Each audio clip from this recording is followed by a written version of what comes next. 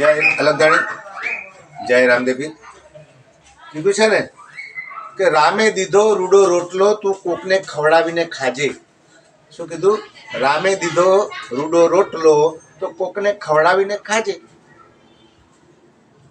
તો તમને જો પ્રભુએ આપ્યું હોય તો કોકને ખવડાવીને ખાવાનું આપણને બધાને કીધું છે. મને તમને અરે ચપટી મુઠ્ઠી અનાજ ચકલાને ચણ નાખશો ને તો એ તમારું નિર્થક નહીં જાય.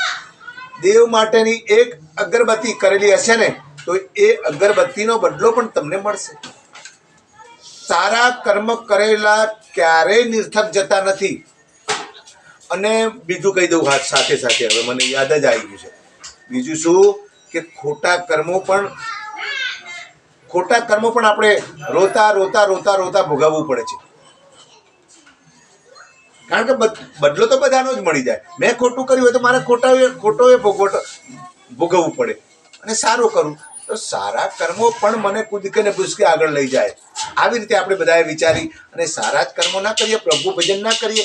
અવતાર મળ્યો છે માણસનો, મનુષ્ય અવતાર મળ્યો છે. મોગો આવો મોગો મનુષ્ય ફરીને દેહ નહીં મળે આપણને.